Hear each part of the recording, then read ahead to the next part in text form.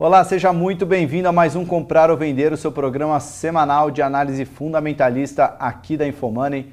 Eu sou Thiago Salomão, editor do site, e hoje eu vou apresentar o programa entrevistando Marco Saravalli da XP Investimentos. Agora são 15 horas e 13 minutos, já fui notificado aqui no celular que estamos ao vivo também pelo Facebook.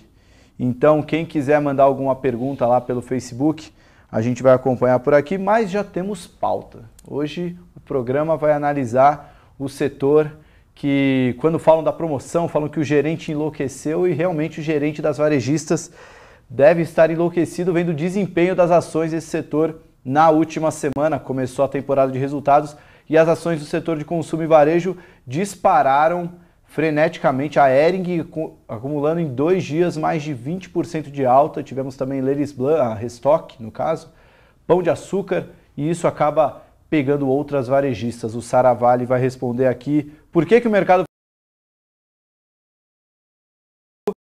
das ações do setor.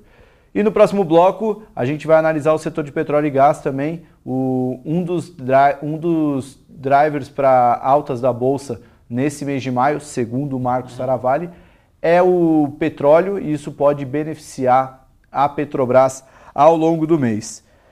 Bom, Marco, primeiramente, seja muito bem-vindo mais uma vez ao programa. Aliás, quem não assistiu da semana passada, uma aula de análise fundamentalista, deixamos a planilha. Produção, a gente vai poder jogar a planilha no chat? Vamos jogar no chat, então, a planilha. Na verdade, é o link para baixar a planilha do programa da semana passada, no qual você mostrou o retorno sobre o patrimônio das empresas nos últimos 5 anos, quais empresas tiveram maior ROI nesses últimos 5 anos. Foi uma aula de análise fundamentalista, inclusive você está aqui de novo por causa disso. Quero agradecer a sua participação aqui, Marco. Bom, acho que só para a gente passar o recado final dessa planilha, tem muita gente perguntando para a XP e para a gente também. Só para deixar o recado, quem quiser ver mais detalhes sobre isso tudo, procure o Facebook da Infomoney, né? Ou o próprio site, enfim, procure o Infomoney, as informações estão todas disponíveis para o Infomoney, então procure o site nos endereços da Infomoney, né? O Facebook, até o estudo está lá disponível. Na matéria do Comprar ou Vender da semana passada, no post do Comprar ou Vender no Facebook da semana passada, ou então, se você quiser ir direto, é no www.infomoney.com.br/onde-investir-2017, que é a página do Guia Onde Investir 2017, e lá vai estar o Quero Baixar a Carteira Infomoney. Dentro desse link está a planilha fundamentalista, quase que um mapa do tesouro, mas vale a pena chegar lá na planilha. Bom, o tema hoje, setor de varejo. Tivemos resultados muito bons, mas é normal na temporada de resultados sair um número melhor do que esperado pelo mercado, ou pior do que o esperado, e a ação reagir positiva ou negativamente ao evento. Mas o que a gente viu que o setor de varejo foi uma reação explosiva, né? A Hering subindo mais de 20% nesses 2 dias. O Pão de Açúcar, que até outro dia era o patinho feio do setor, R$50 para quem já está já está chegando mais de 70. Mais de R$70. Tivemos a Restock, tivemos recentemente até Raia Drogasil e Hipermarcas não tiveram uma alta tão expressiva, mas também foram resultados bem elogiados.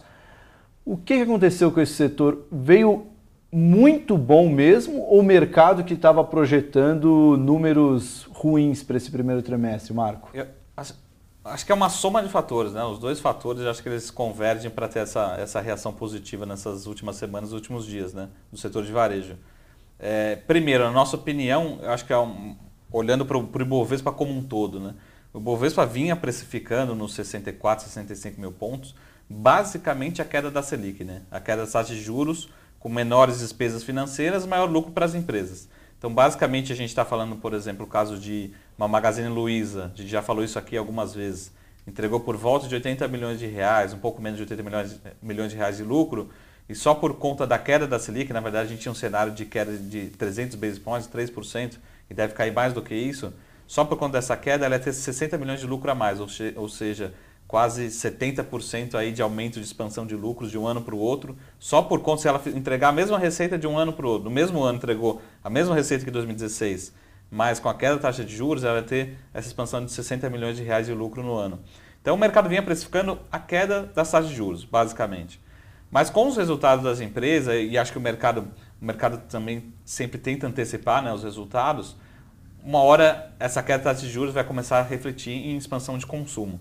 Um exemplo que a gente pode trazer aqui que é bem interessante, é o que a gente chama de downgrade do consumo, né? A gente foi conversar com a Ambev e para aquelas famílias que consumiam diariamente refrigerante, né, no boom da economia, passou a consumir uma vez por semana, uma vez a cada 15 dias, num aniversário da criança, do filho, do pai, começou a consumir aqueles suquinhos em pó que é muito mais barato, rende muito mais, né? E agora também na possível recuperação da economia, a gente vai ver esse upgrade e talvez a ponta de consumo, principalmente consumo de alimentos, talvez seja a primeira ponta a sentir essa recuperação da economia, né?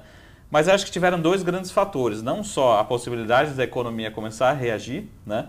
Talvez em alguns setores um pouco mais cedo do que a gente está esperando, ou já começar a reagir, porque a queda da Selic começou no final, em outubro do ano passado, né? Então a gente sabe que levam 6, 8 meses para começar a ter impacto na economia real, mas também o trabalho de cada empresa, né? O grande case de 2016 foi a Magazine Luiza, para quem lembra do setor de varejo. Todo mundo indo mal e a Magazine Luiza entregando.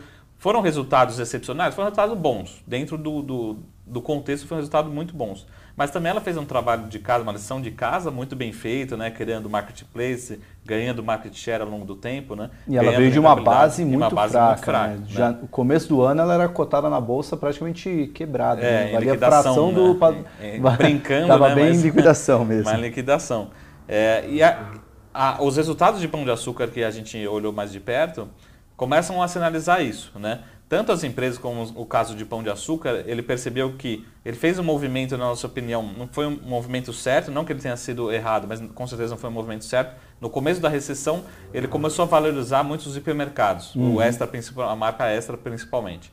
Só que o perfil de consumo mudou muito. As pessoas, né, principalmente classe média, começou a consumir o que a gente chama dos atacarejos, né? No caso do Pão de Açúcar, é a marca Açaí, né? E isso ganhou muito força. E aí, lógico, os movimentos dentro do varejo você não consegue fazer em uma semana, em um mês, você leva talvez 1 ano, 2 anos, mas os resultados aparecem.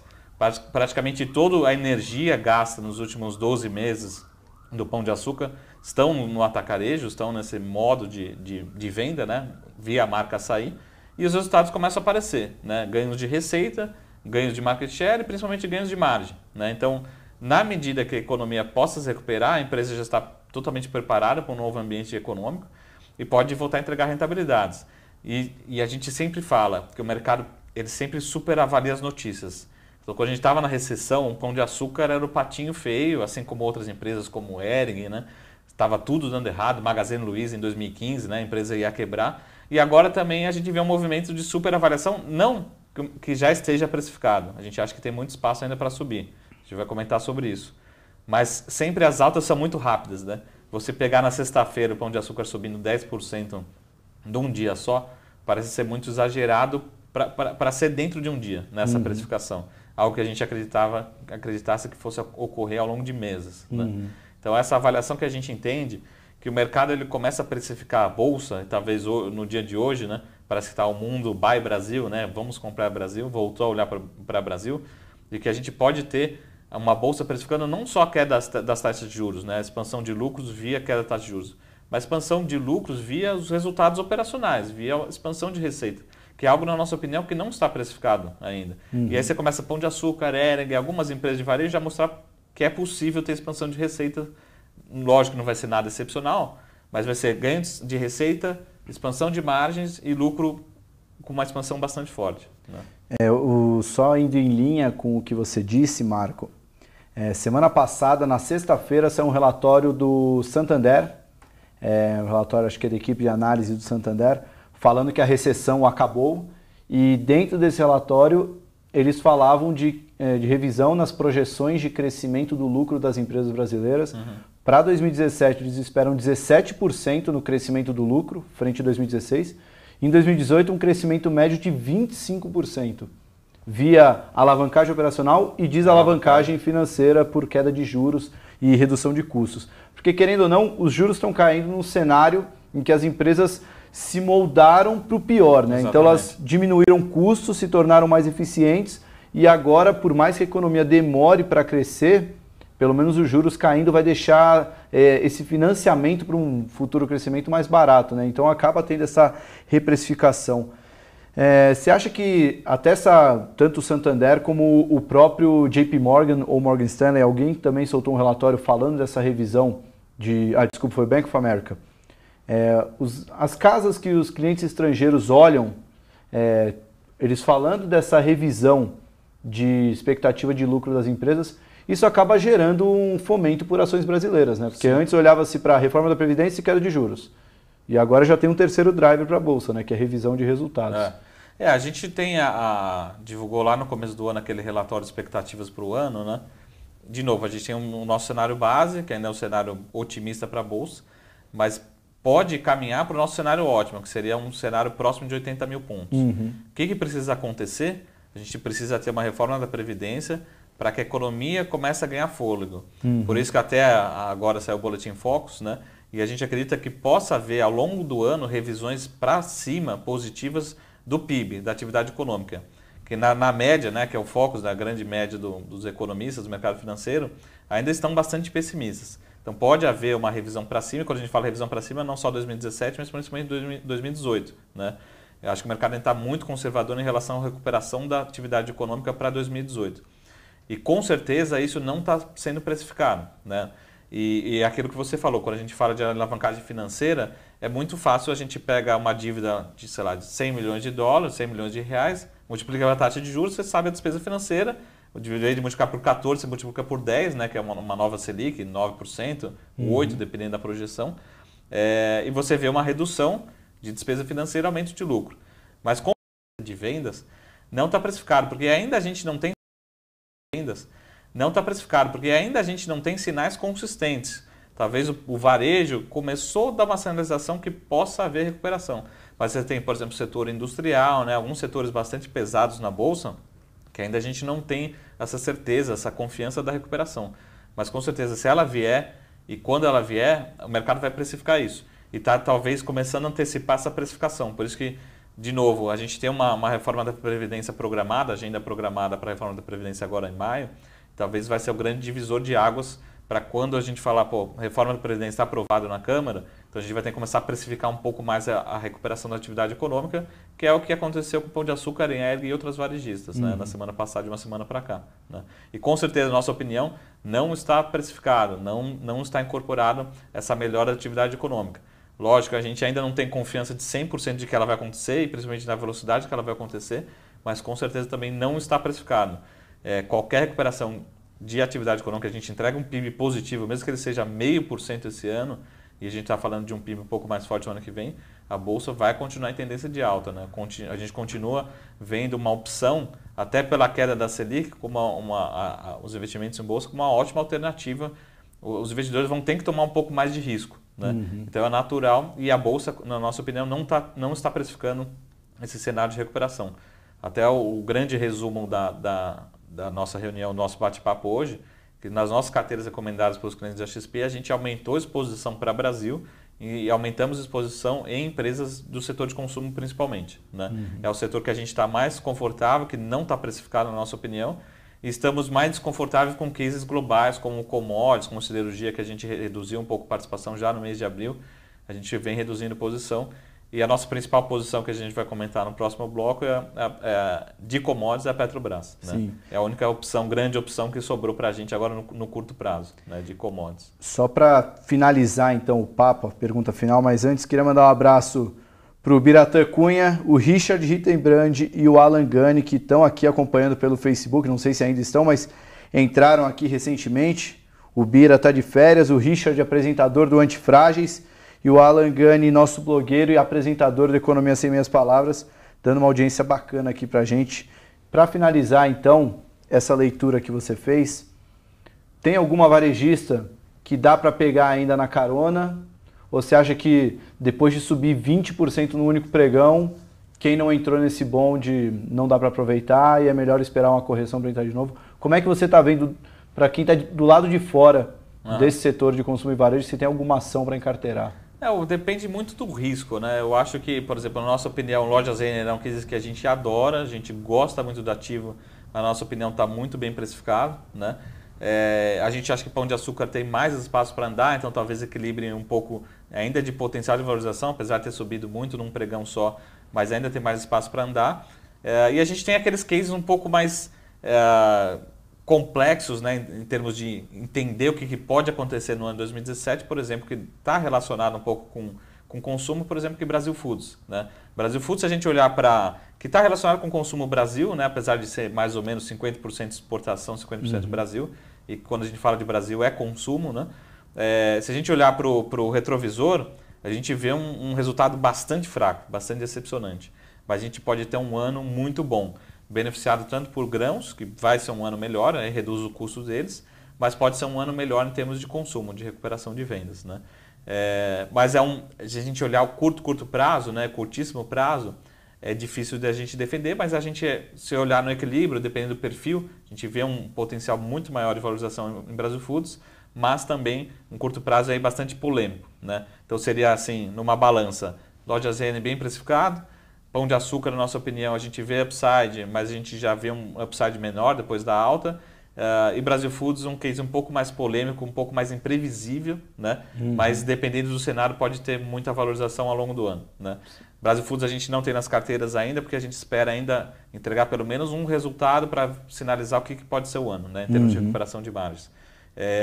Mas a gente aumentou a exposição, a nossa preferência continua sendo Lojas Americanas, que é um papel que ficou praticamente de lado, né, no ano.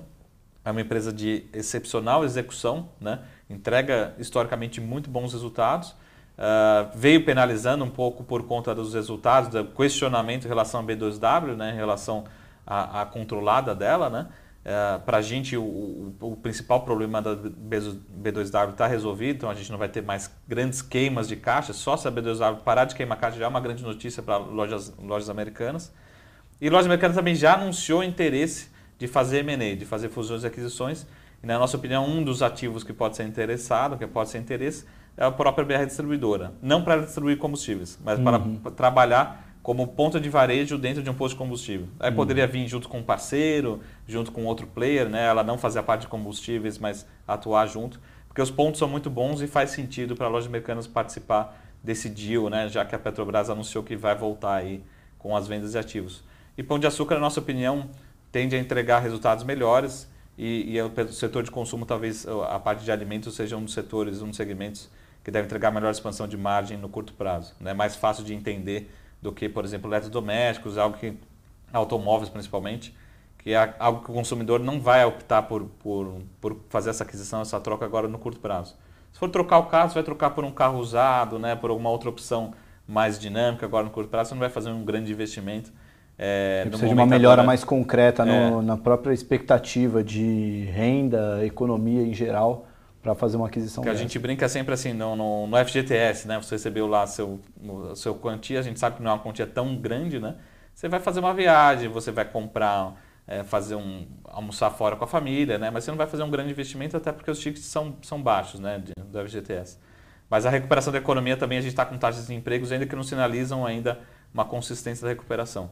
Mas com certeza a gente está ficando mais confortável com o setor de consumo, de varejo, de Brasil, e a gente tem aumentado a exposição porque é um setor que, na nossa opinião, ainda não está precificado, que talvez tenha sido o último que está atrasado. Né? Commodities andou esse ano, né? Já andou. A gente tem bancos também que já está muito mais bem precificado, e a gente tem um setor de consumo, na nossa opinião, que ainda está atrasado na Bolsa, que deve ser melhor precificado e pode ter potencial de valorização ainda no setor. Legal.